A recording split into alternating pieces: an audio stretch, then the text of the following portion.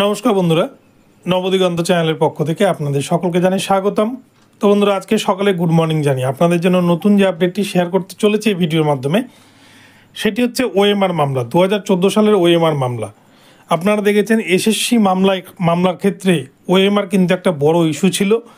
সেই ওএমআরের কারণে 22 লক্ষ ওএমআর পাবলিশ করতে না পারায় বা 22 লক্ষ ওএমআর স্ক্যান কপি দেখাতে না পারায় পুরো কিন্তু প্যানেলটাকে বাতিল করতে বাধ্য হয়েছে মহামান্য সুপ্রিম কোর্ট। তো এবারে প্রাইমারির পালা আমরা দেখতে পাচ্ছি, চারিদিকে প্রাইমারি নিয়ে কিন্তু আলোচনা হচ্ছে।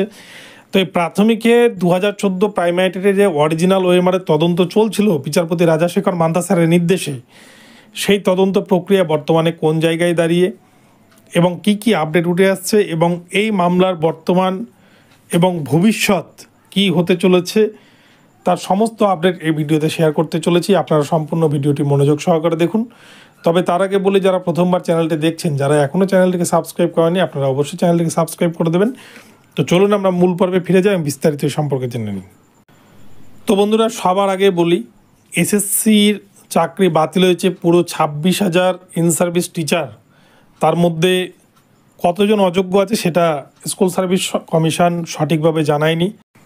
তবে বিভিন্ন পরিসংখ্যান অনুযায়ী ধরে নেওয়া যেতে পারে যে প্রায় 10,000 মতো অযোগ্য শিক্ষক রয়েছে, কিন্তু বাদবাকি 16,000 জন শিক্ষক কিন্তু যোগ্য বলে মেনে নেওয়া নিয়েছে বিভিন্ন দপ্তর বা বিভিন্ন সিবিআই হোক বা রেসপন্ডেন্টরা হোক, সকলেই কিন্তু প্রায় 16,000 জনকে যোগ্য বলে মেনে নিয়েছে।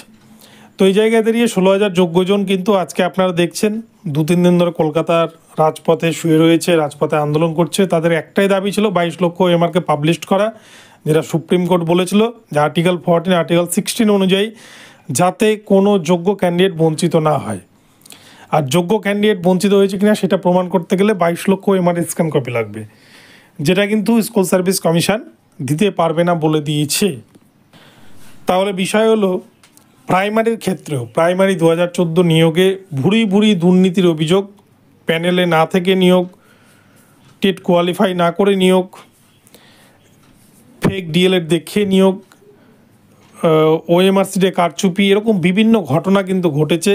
যে টাকা দিয়েছে তার নাম উঠেছে, এরকম কিন্তু বিভিন্ন রিপোর্ট আমরা সিবিআইয়ের তদন্তে পেয়েছি। সিবিআইয়ের তদন্তে বড় বড় রাঘব বোয়ালের নাম উঠে এসছে, কিন্তু তারপরেও এখনও পর্যন্ত 2014 টেট কিন্তু এখনও অক্ষত অবস্থায় রয়েছে বর্তমানে। অর্থাৎ তবে এই 2014 টেট নিয়ে আপনারা দেখেছেন 32,000 প্যানেল পুরো বাতিল করে রেখেছে কলকাতা হাইকোর্টের সিঙ্গেল বেঞ্চ, ডিভিশন বেঞ্চ। অপরদিকে 2014 টেটের যে অরিজিনাল ওএমআরকে কেন নষ্ট করা হলো, তার ওএমআরের ফুটপ্রিন্ট উদ্ধার করার জন্য সিবিআইকে নির্দেশ দেয় জাস্টিস রাজাশেখর মান্তা স্যার।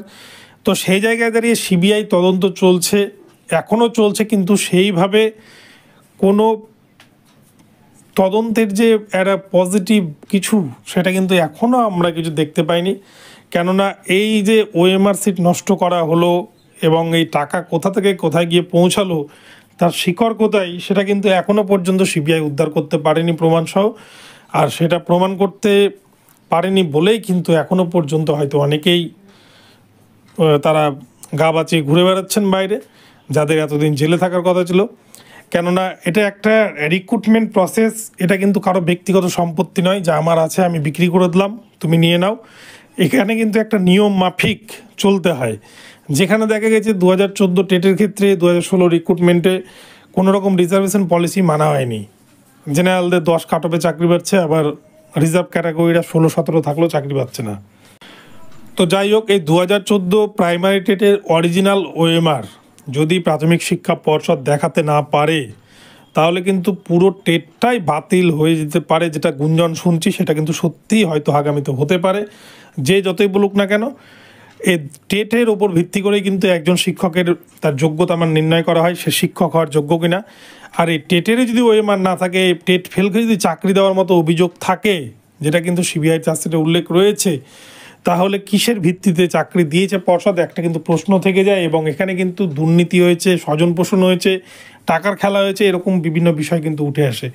সেই জন্য যারা যোগ্য, যারা প্রকৃত মেধার ভিত্তিতে চাকরি পেয়েছেন, তাদের উচিত পর্ষদকে চাপ দিয়ে অরিজিনাল ওএমআরের ফুটপ্রিন্ট কিন্তু উদ্ধার করা, নইলে কিন্তু এই 26,000 ইন সার্ভিসের মতোই 70,000 ইন সার্ভিসকে আগামীতে কিন্তু রাস্তায় এইভাবে কিন্তু ঘুরে বেড়াতে হবে তাদের চাকরি বাঁচানোর জন্য। কেননা যে ফুটপ্রিন্টে যে ওএমআরের ভিত্তিতে নিয়োগ করলো পর্ষদ, সেই ওএমআরেরই যদি অস্তিত্ব না থাকে তাহলে কিসের ভিত্তিতে তারা নিয়োগটা করলো?